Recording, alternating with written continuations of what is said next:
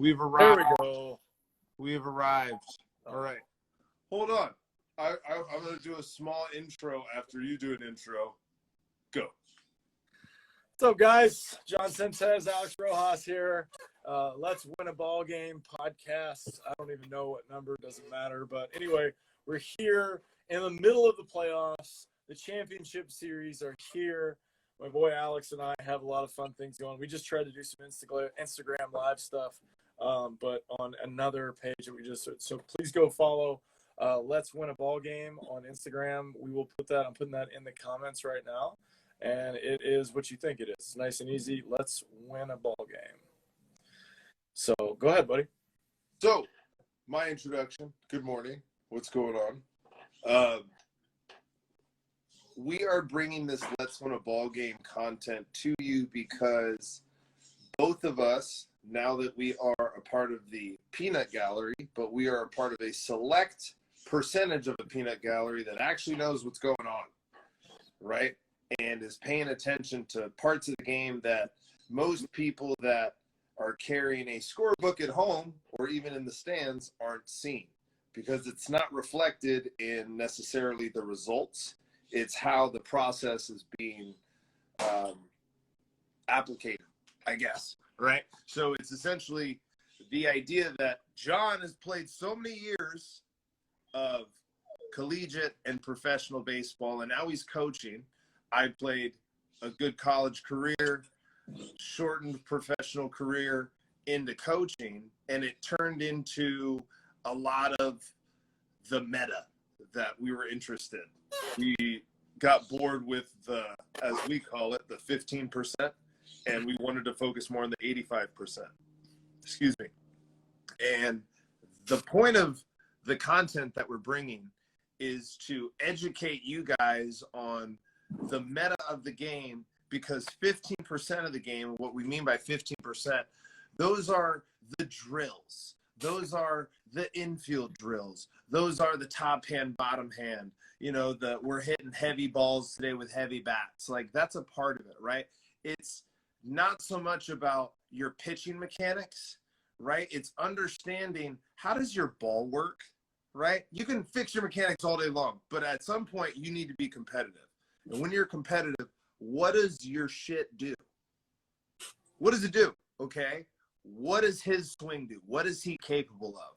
Not the drills that he does, right? Like, do you really care if that guy does like top hand, bottom hand drills with a pitcher? No. What does that matter, right? What matters is, can that guy hit? Is he a good two-strike hitter? There's a guy on third base. Is this guy dangerous with runners in scoring position, right? That's the 85%. So we're here to bring you that as best as we can.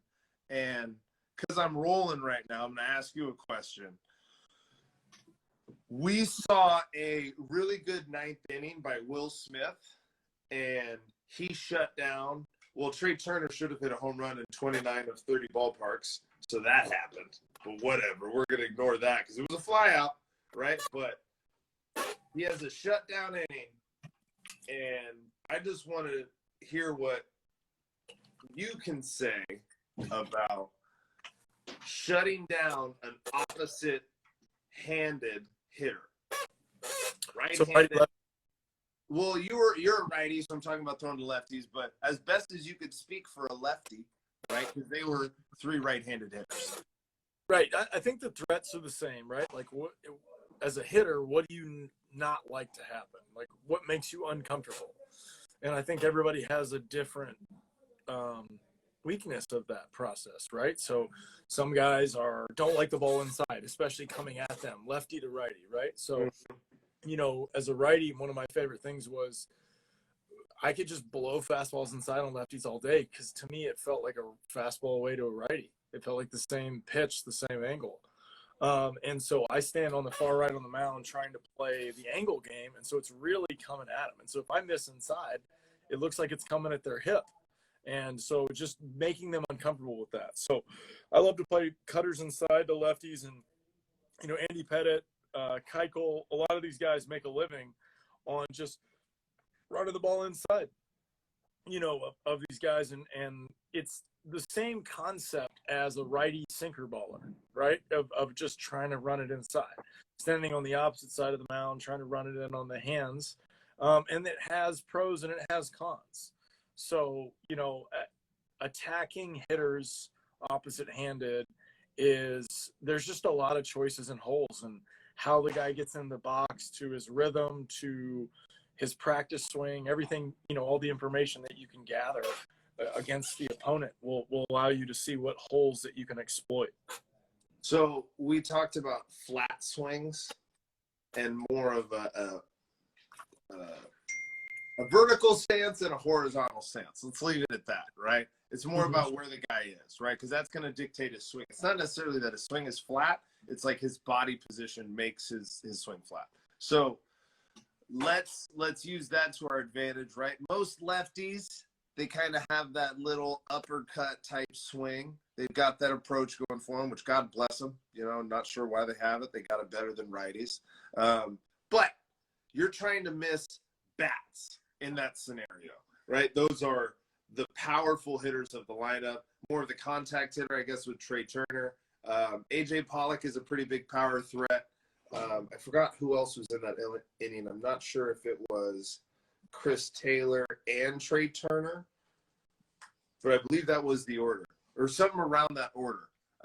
Anyways, so guys that are trying to drive the baseball a little bit more, and they are left-handed. Let's get a little bit deeper, right?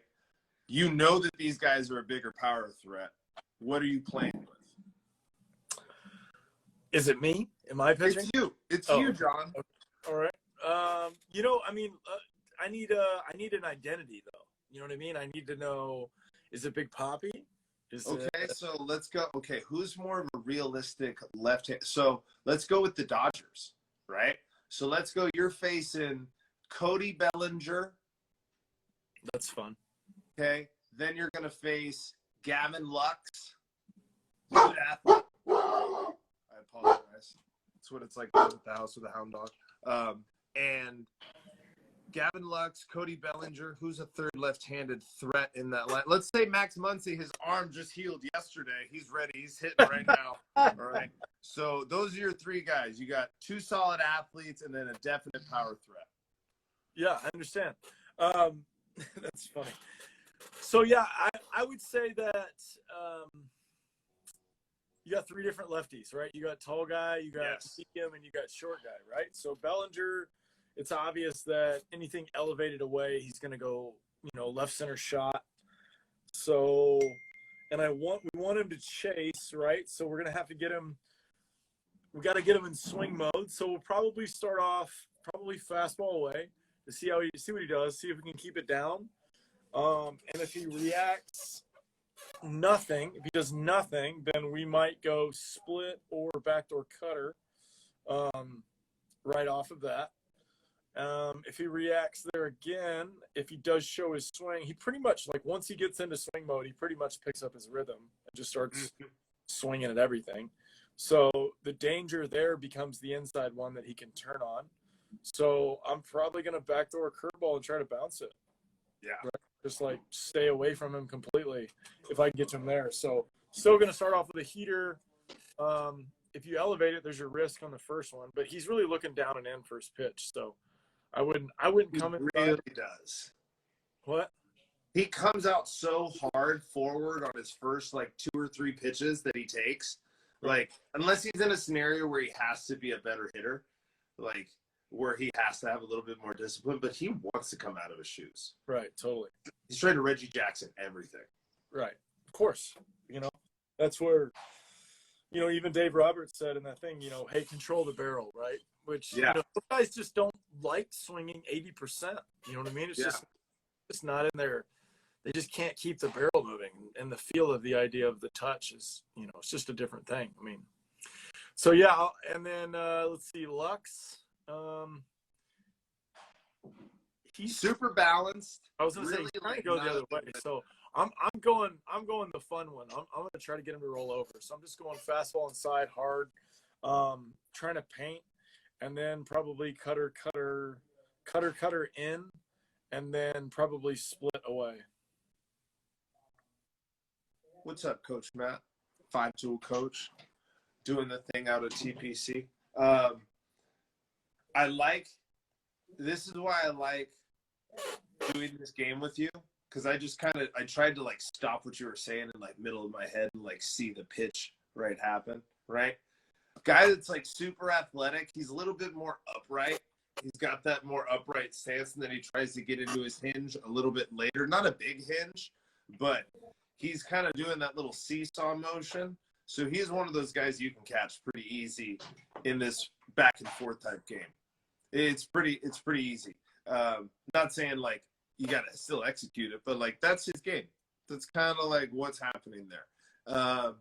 Then the last guy, Max Muncie, big donkey, little donkey, more of a mule. Yeah, I mean, he doesn't swing first pitch, so I would just pour one right down the middle. Yeah. Just whack, and then see what he does from there. I mean, after that, if the curveball's feeling good, probably going with that. And throw just the biggest one with the most spin to see if I can get him to, because he'll probably try to get underneath it and roll over it, because that's what he does. If you get the curveball down, that's where he kind of gets weak on it. Yeah. But if you leave it up, he'll probably pop it up. And then we know he doesn't swing, so like everything's got to be in the zone.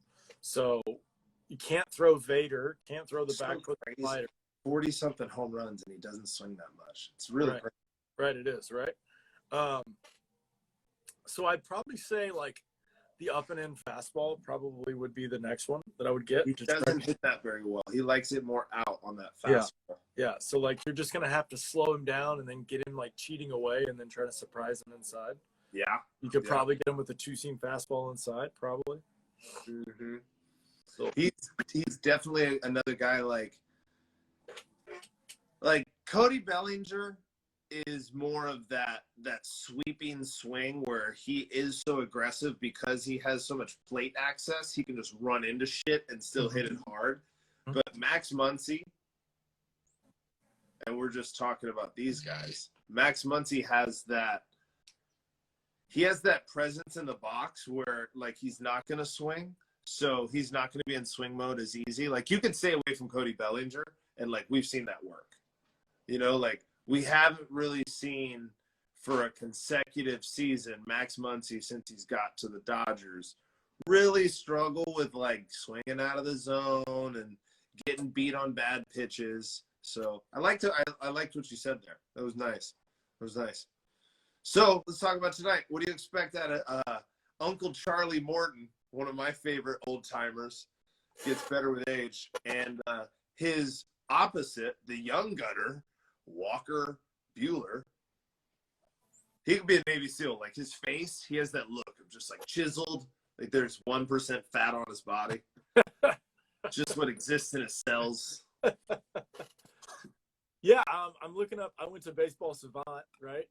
Games at 2 today, and then 5 for the Houston and Boston game. Let's see. Let's see what we got here. They should have that game at 5 o'clock. It's going to be over. First 3 innings. Yeah, I mean, these are interesting, percentages right here. You got. Do they have a projected lineup up as well? Yeah, they do. Turner's playing, so that's interesting. He should be playing. Let's start off the lineup. So we got Rosario, Freeman, Albies, Riley, Jock Peterson, Duvall, Denard, Swanson, Morton. So not a whole lot of change there. That was pretty similar. But then the Dodgers come out just, I don't know. Betts, Seager, Turner, Smith, Turner, Lux, Bellinger, Taylor, Buehler. So that was Trey Turner hitting in the 3-hole, Justin Turner hitting in the 5-hole. Chris Taylor in the 8-hole is the sneakiest thing in the world. Yeah. Yeah, don't forget about that. Sneaky. He's pretty good. He scoops the ball so well. For sure. I told a kid the other day to swing like Chris Taylor, and he showed me like a practice swing. I was like, yeah. It was pretty great. That's pretty funny. Yeah, Baseball Savant. This is an amazing. Okay, here we go. Here were some good stats. Okay. All right. Average launch angle. Charlie Morton, 7.7 degrees. Average. Does he have an average? Yeah. Exit velo, 88.1. Those are pretty solid, just routine ground balls. Hard hit percentage, 32%. Opponent batting average 280, extra base hit percentage 214, slugging percentage 326, strikeout percentage 28.6%, walk percentage 7.7. This is interesting. So the Dodgers, we all know their lineup, right? They have good eyes. They don't swing a lot of balls out of the zone, but they will K up, right? They will K up a little bit. I'm sending you this. Did you know this website existed? Oh, ¿cómo está en Venezuela? Who's that? Manuel. Saludos. Dímelo, Montreal. So, you say 17% what? All right, 17%. Where was I? No, What's his whip? I don't know. Let me scroll up. Because that's how you know how quickly an inning can get out of hand. You get two guys on against the Dodgers, you're in a fucking trouble. Dude, they got average catcher's pop times on here. The exchange speed, pop time, and the arm speed. Arm speed? That's incredible. 74 point. Well, I mean arm, like velo, like 74.8 miles an hour. Incredible. And it doesn't have his whip, but it's got. All right. Well, let me go over to Bueller. Okay. Yeah. Average launch angle, 11.7. So 4 That's a degrees. line drive. Right. Same exit velo percentage, 88.2. Hard hit percentage though, 37%. So he's getting hit harder. Okay. All right. He's getting hit harder, 5%. Opposing batting average though, 270 though. So he's not converting. Batting average or extra base hit still 215, so almost the same. Slugging 338, a little bit higher. K percentage less 26%. Walk percentage less 7.4. So that's good. But here's the thing about Chavez Ravine in the daytime. Ball's gonna fly a little bit. Okay, we got some other stats interesting here. Okay, this is really interesting. Okay. Batted ball profile, Charlie Morton. Weak percentage, 4.9%. Topped, 37.2. And when they say tops, do you mean Tops, yeah, topped it. Right. Under, 20%. Flare burner, 26.5. Solid, 5.6%. Barrel. Read me those numbers again in order, please. Okay. It was weak hit, topped, under, flare/burner, solid hit, and barrel. Okay. Interesting, right? So what I like about that is because you know what the Dodgers game is. Their game is to play not a backspin ball, but they're trying to launch the ball, right? I'm not going to call it backspin, right? Because that's weird. Everyone does it differently. But to know that this guy has a 5% chance of you squaring the ball up, right? It almost feels like there's going to – dude, if Charlie Morton throws up 12 Ks tonight, I wouldn't be surprised. I would – if he threw up 12 Ks tonight, because Charlie Morton's vicious. Like, he's an old man, I think. No, he's not an old man. He's an old man. He's an old man. But he looks like a guy that just – you know, he's got a farm in the off season. He works really hard to keep it up. Like, he'll run into some kind of flow state, and it's game over. It's hard sinkers, right? If he's in the zone too, because he's effective out of the zone. Like what's his strike percent? Like, I would like to know what's his actual strike percentage. Okay. Give me a second. We got a lot of stuff here. We've got a lot of stuff to unpack here. A lot of stuff. Because you already know what you're going to get with Walker Buehler. It's power baseball. Oh, my God. How about I got average speed here. I got average spin. Get out of here. Oh, my God. What's his average speed? That'd be pretty good. Okay, here we go. Average speed, four-seamer 95.5, sinker 94.6, cutter 87.5, change 86.4, curve 80. So we're playing a 15-mile-an-hour window. And then the spin, Charlie Morton, average spin rate on his curveball, average 3,053. Average on his cutter, 24.25. Mine got to 28, just saying. Sinker 21-16, four seamer 23-40. Fuck, Those are all 21. those are Oh my all- God. By the way, I'm going to go ahead and say this. These are all natural numbers. So he's definitely a sinker curveball guy at the end of the day. When he comes to his out pitch, dude, if you're getting spin on a curveball up to 3,100 potentially, like, and then you're throwing a sinker that's moving at 2,000, right? Those things are going like that. Yeah. All right, I'm going to Bueller. Bueller, interesting. There's a lot here. Okay, Bueller. All right, average speed 95.3, sinker 95.3, cutter 91.6, slider 84.9, change 91.5, curve 80.1. So I'll say this: he holds the change up too hard. It's grip too much pressure. Let's go over the spin. Exactly. So changeup's 1522. So it's spinning less, right? Spinning less by almost 900 to the four seam that's spinning 400. The sinker is spinning 2300. The cutter is trying to spinning 2600. The slider is spinning 2799, so 2800. And then the curve is spinning 2861. So he's maxing all of his spin on all of those things. But here's the problem with like max spins all the time is that, and this is just from what I've seen from guys that, again, I have never caught a guy that's a Walker Bueller caliber guy. That guy is going to hang more shit. That guy's just going to hang more shit. Well, it makes so hard. Why he's having a less than, he's not having the same season as Charlie Morton. Like, right? Charlie Morton probably holds a baseball like he holds an egg. You gotta hold it like an egg. It's soft. Not entirely true. I know. Well, maybe, dude. Okay, so I had this conversation with our owner at TPC because I used to talk about how guys that had really like those bare hands, just the big hands, I had trouble seeing the ball out of their hand, right, when I was catching at first. And I was like, dude, there were some guys where I was like, I don't even know if you're throwing a ball. I can't even see it. Like, your hands are so big. Charlie Morton looks like he has those hands where, like, are you holding the ball or are you not? Are you just moving your hand really fast? He just looks like when he holds the ball, it almost probably feels like a golf ball to him. He can just, like, make this thing do crazy blitz ball patterns. I don't know. You're a big guy with big hands, right?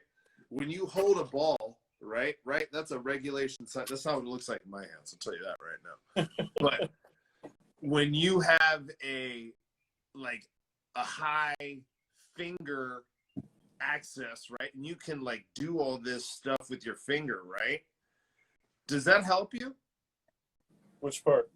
Like being able to like just hold this thing like this tight or whatever and be able to. Well, you got right. So like, here's what I always explain to people: like, the harder you throw, like, you got to be able to hold on to the energy, right? Yeah.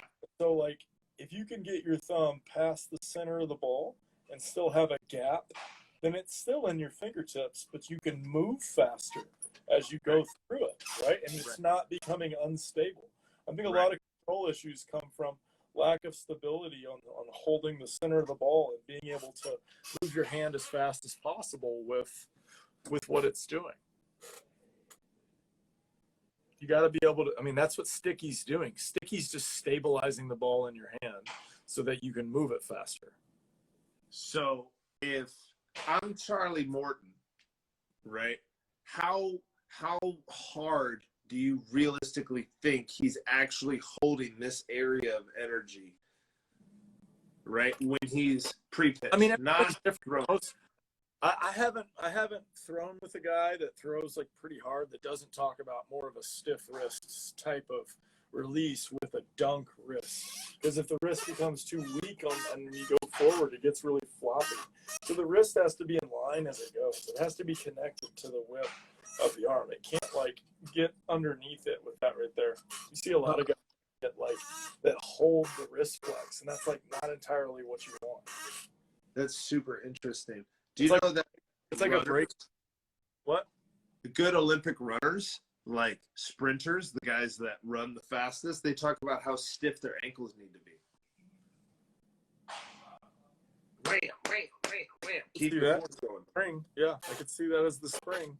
Because if your foot molds into the ground every single step, like you're losing energy, you're not staying on a hard surface. Interesting. So let's get back to the game. Okay. Who's hitting for the Braves? Because, I mean, I get the Dodgers lineup. Let's A couple Turners, a Taylor. We got some good hitting data here too. Okay. So, Okay. all right, let's run through because we got average launch angles and stuff here too, right? So let's just run through the. Can I guess before you say it for both teams? All right. Who do you, do you want me to tell you the order first?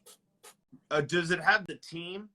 Yeah, I have each team, their average launch angle, their average exit velo, their average hard hit percentage, like everything. I got it all right here. Okay, let's go down the list and then tell me which team are we on? Braves. Braves? Okay, average launch angle? Rosario. 9. 15. Wow. Freddie Freeman. Oh, shit. Probably like 12. 12 on the bot. 12. Yeah. I thought Rosario would be a little bit more of a lower line drive guy. 15's high. Albies?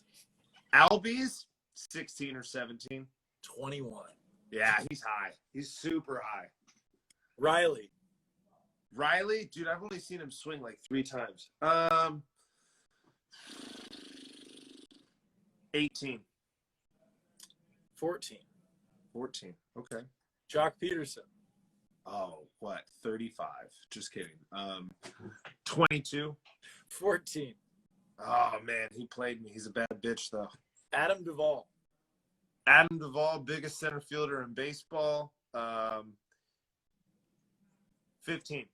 23-6. Wow. Chase Darno. I'm getting most of these guys wrong. I'm going to go with Denard. Yeah. Denard. 19. 6. 6? The guy that should be trying to hit the most fly balls is hitting ground balls. The slowest guy on the team is hitting ground balls, everybody. It's not how you do it. Swanson. Swanson? Swanson, I watched him a lot. I'm going to say 17. 14. 14, yeah. Okay. You want to go through the Dodgers, or do you want to go through the exit velos? Let's go with the exit velo. Okay, Rosario. We'll do both. We'll do both same time. We'll speed it up a little bit, okay? So we'll go exit velo. Just tell me on these ones. Just tell Rosario. me. 88.5. I was going to say 88.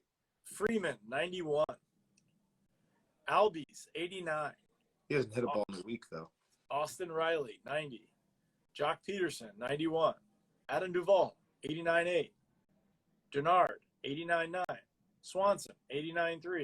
Morton, 80.8. I see a theme here. Do you see a theme?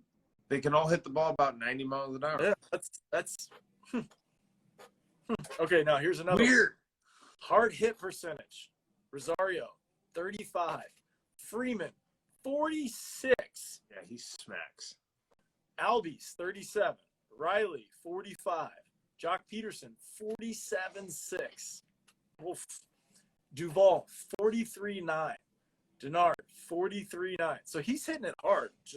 Dude, these guys hit the ball hard.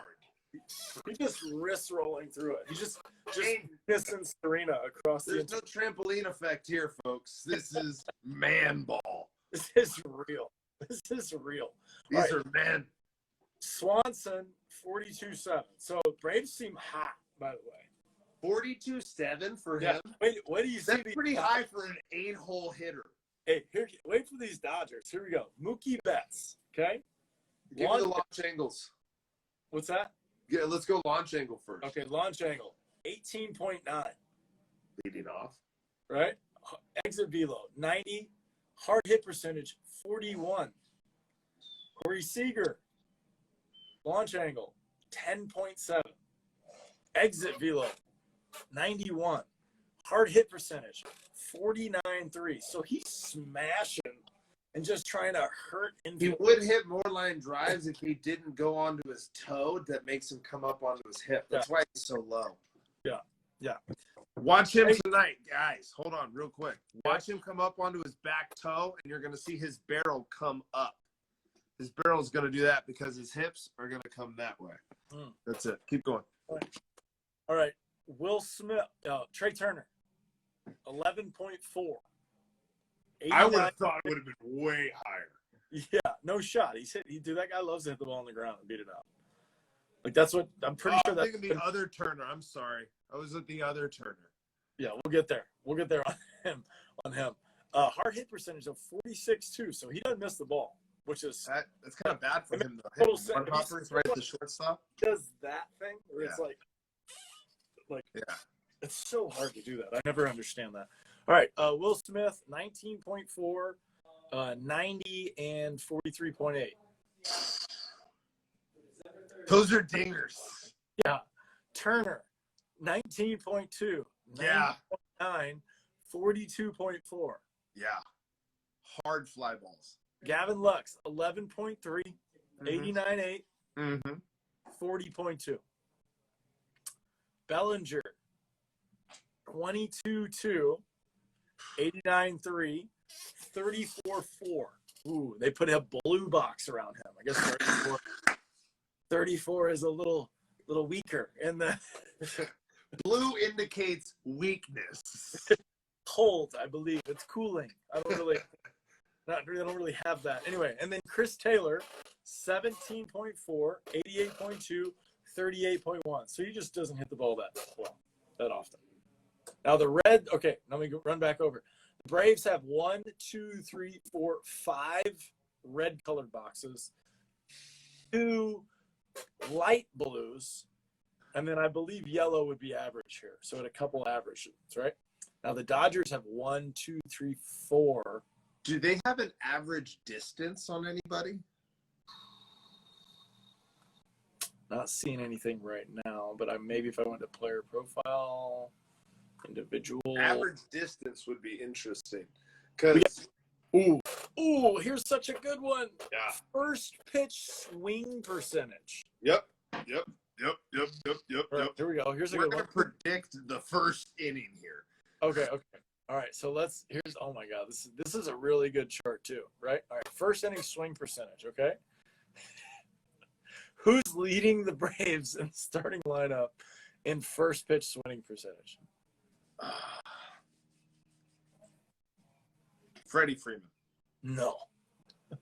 Not even close. Out there. It doesn't even count, but Charlie Morton at 75%. What are you doing, Charlie? What are you doing? Yes, it does. Yeah, 5 Tool. Yeah, it does. Baseball Savant. It's a great website. It's a great free website. Okay, now let's get into the real guys in here. Okay, so who's leading in the Braves? Who's swinging the most at the first pitch, which is hilarious. Of course. Is it a guy in their starting lineup today? Yeah. Oh, okay. Yeah. This is only the lineup. This is only starting lineup. Albies. No. Who? Denard. That was my second guess. Damn it. The guy that's leading in ground balls. He hits ground balls and he's swinging early. You know what that spells?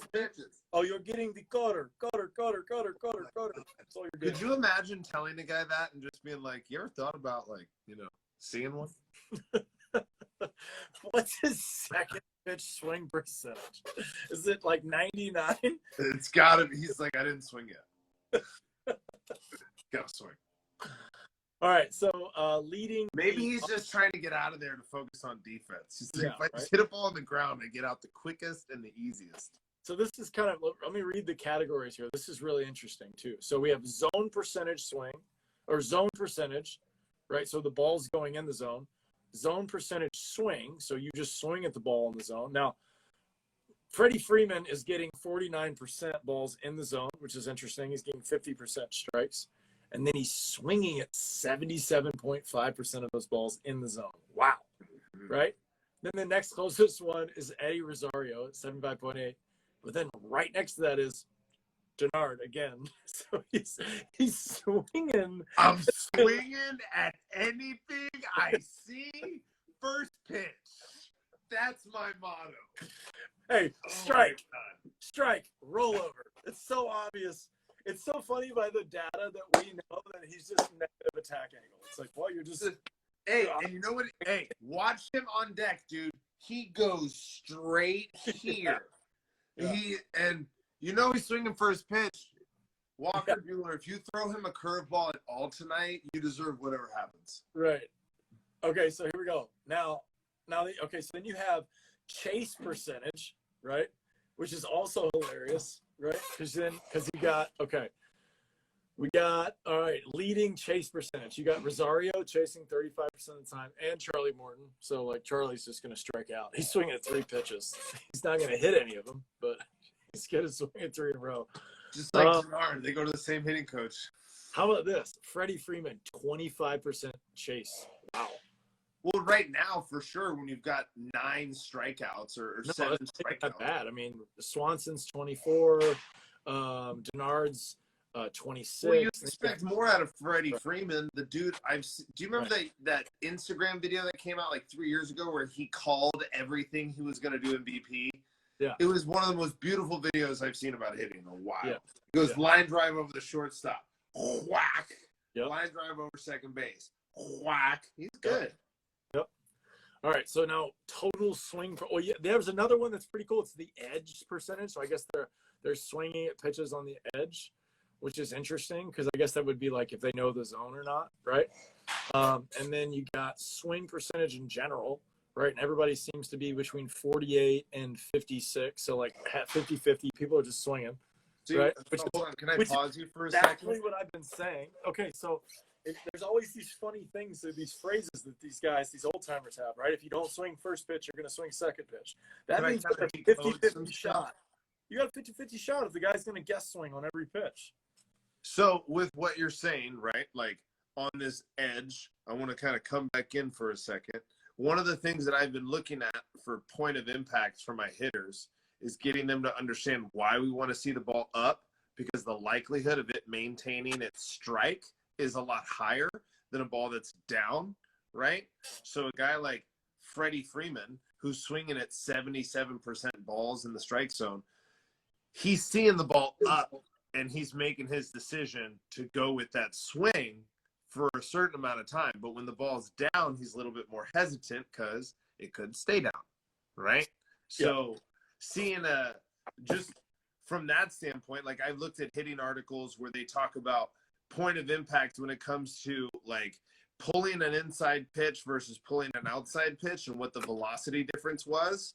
And then they just brought it out like to the edge, right? And you could see that that's why guys hook balls all the time, because they see this data that like, oh, okay, I can still get a hit, you know? So like, yeah, I can still hook it.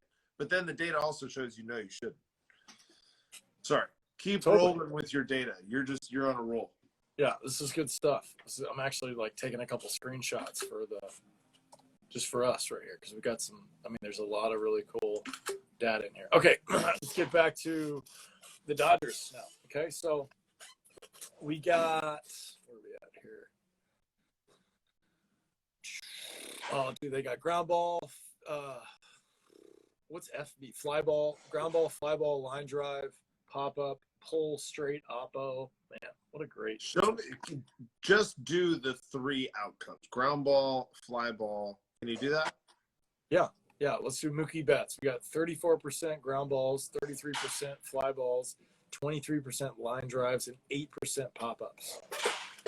So if you're gonna put the good ones together, you could put 56% of the time he's putting the ball in the air quality. That's terrible. It's not terrible, right? Pull, straight, oppo, pull 45%. Weird. Straight 32, oppo 26. Weird. He's a pull hitter. Weird. No, I would say he's a 2/3 hitter. I think like why not just play that game? I almost consider middle pull sometimes. Just because guys why not? There's 3 easy holes in the single, middle 6-hole line. Like just play those 3. Yeah, it works. Don't play 5, play 3. Like teaching someone to go oppo is more like just adding another pitch to the, like it's like having a 5th pitch, right? It's just like as long as you can throw these 4 good, like you can roll with that, right? The 5th pitch is just extra, right? Maybe you need 5 pitches, I don't know. Right? Yeah, agreed. Agreed. Yep. Hit the ball back up the middle. It still fucking works. Right. So you got Seager, ground ball percentage 46, fly ball 24, line drive 25. Pull is 33 straight up, 42, oppo 24. I would say that would be his problem. He's too much up the middle. It's definitely, you can see with the ground balls and the fly balls and everything from there. I mean, judging by what he's good at on these numbers, like he's playing too much of he's probably playing a two-dimensional game. He's probably just going three guys up the middle. Yeah, he's probably going left, center, right. Yep. Mm-hmm. Trey Turner, ground ball 45, fly ball 23, line drive 24, very similar to Seager. His pop-up percentage is 6, though, and he's even pretty much. 26 pull, 37 straight up, 25 oppo. So not a lot there. Who's the highest opposite field hitter for the Dodgers in the lineup? Walker Buehler. No. Which is true because he's 30. No, believe it or not, Justin Turner is pretty much even. He's 31, 38, 30. Yeah, he's a very good hitter. He's a very good hitter. Dude, you like when they played the Mets and the Mets pretty much smashed them when the Mets went and lost to the Royals in the World Series. I remember that was the postseason that Justin Turner came out. Since then, he's just sort of been who we see now, right? Where when he was with the Mets, he wasn't that good. He really wasn't. Pre-beard, right? He wasn't on hole 30. Definitely wasn't hitting the ball in the air. But it's interesting to see that their most trusted guy at the dish, right, hits the ball well all fields. Mm-hmm. Just kind of weird. Kind of weird. Yeah, I mean. Not saying everybody's got to be that, but I'm just saying, when we're all watching Dodger baseball, right? Because I'm a Dodger fan, right? I'll get a little emotional here. I don't care about anybody else. When Justin Turner's at the plate, I'm like, the odds of this going well are really high. But if it's anybody else, and I love Chris Taylor, it's just not the same feeling.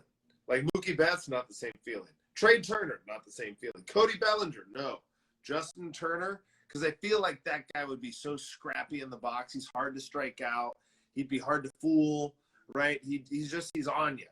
Because he's comfortable doing everything. Again, what do I know? I'm just a guy, but I know some things, and I do know that Tony Gwynn was one of the best hitters of all time.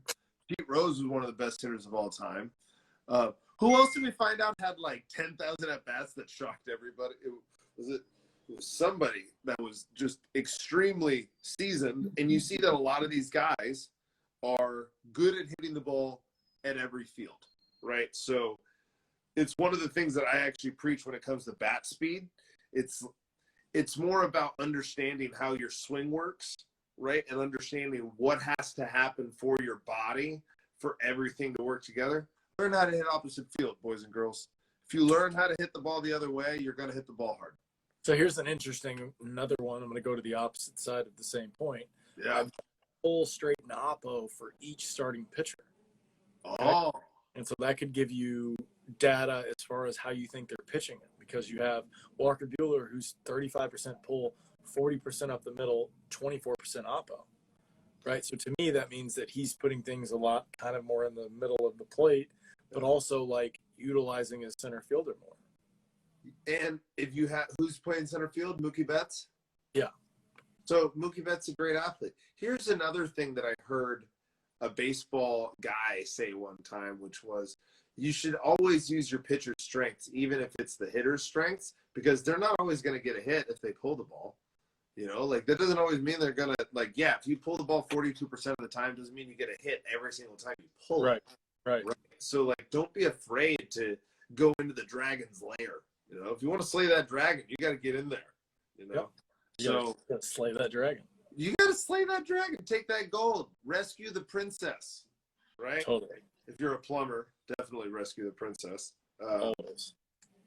But I think that one of the key ingredients to breeding a good hitter, which, by the way, did you see what Pete Rose said about Joey Gallo? Of course you did. I did not. Go. You did not see that? No, what did he say? He ripped him apart. He said, I don't get how a guy can strike out 215 times and not play every day. It's true. How does that happen? How do you strike out 215 times and not play every day? He's like, you're doing something wrong. You're not that good. He goes, I would be suicidal. That's what Pete Rose said.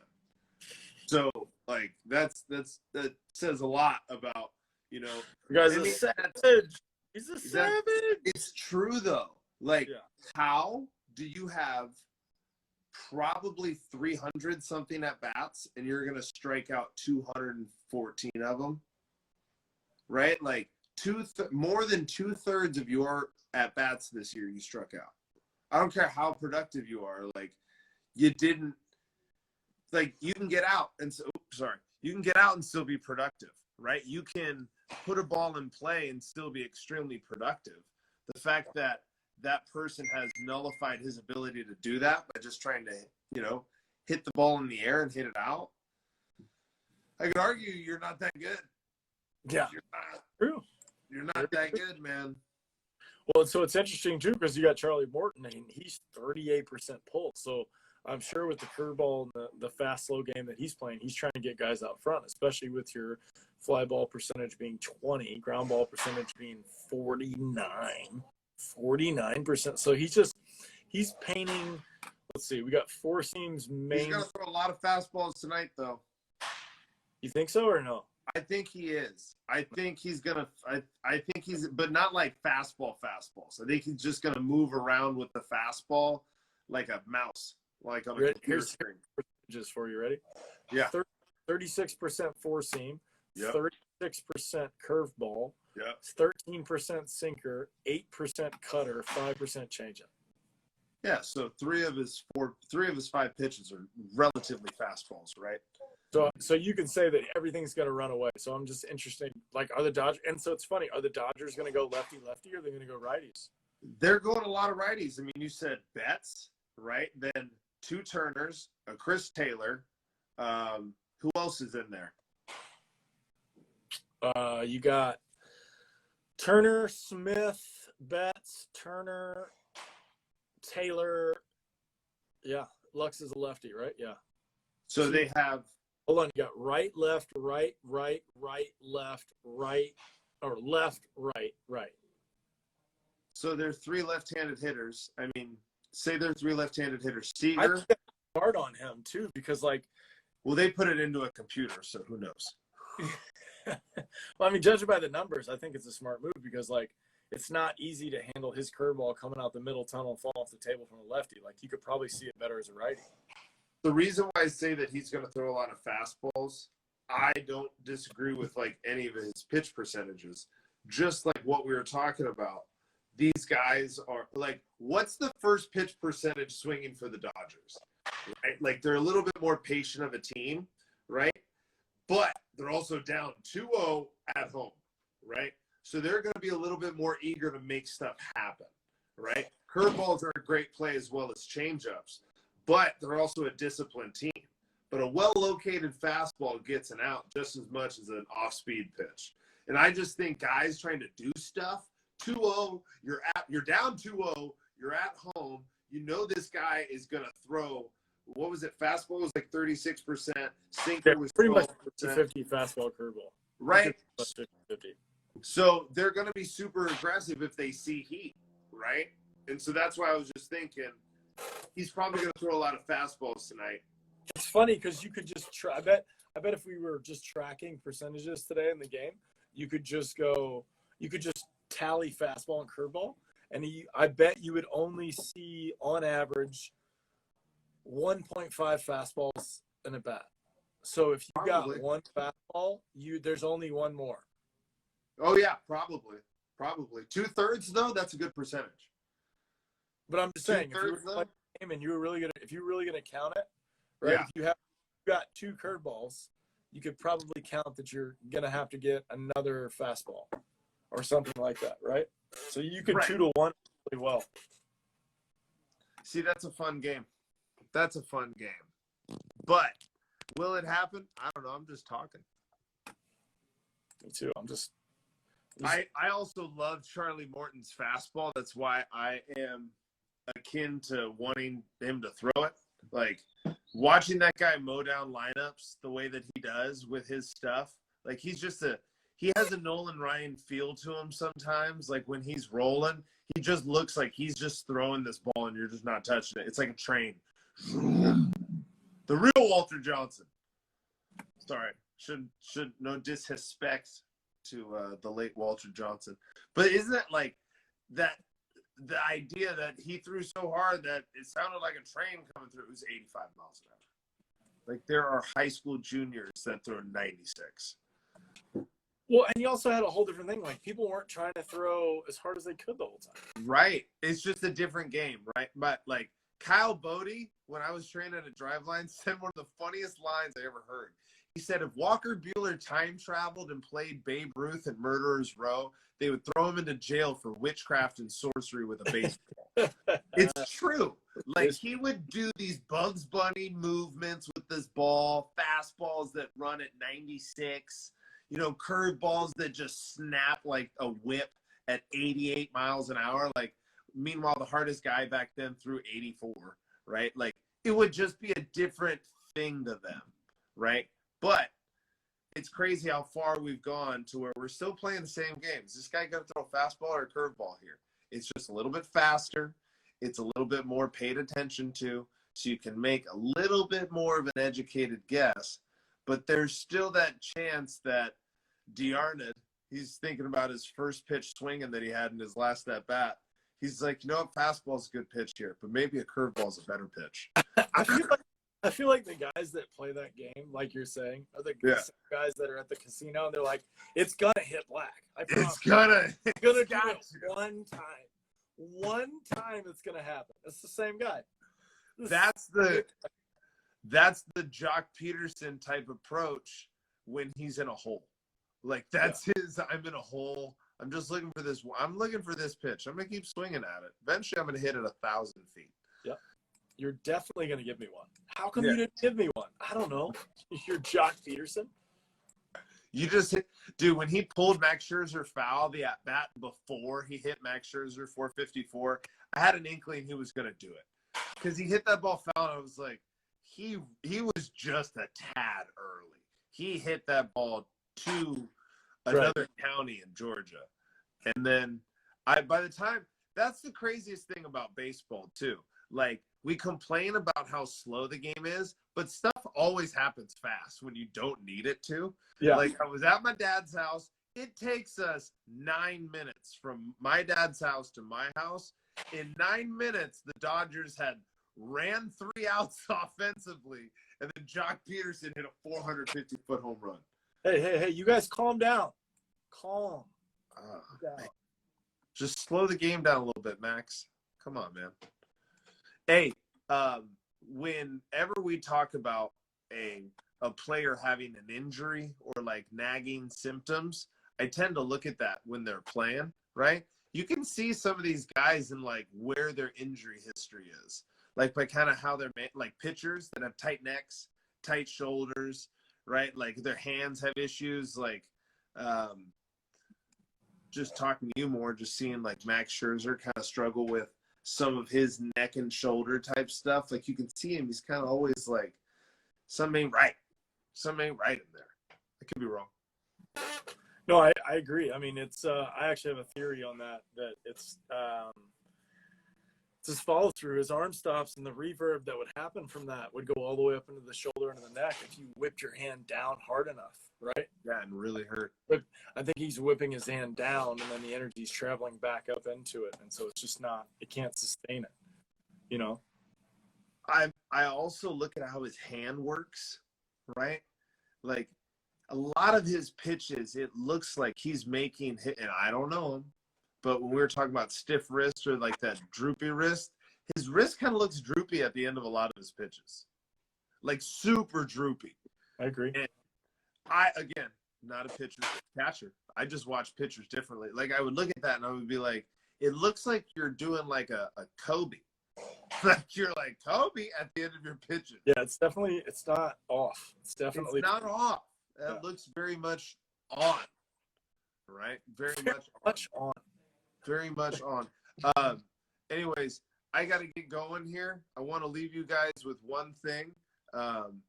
There is some really good throw some really good light on someone else that's not associated to us, but I don't know much about him outside of Instagram, but it's Out Front Hitting, Coach Casey, right? Mm-hmm.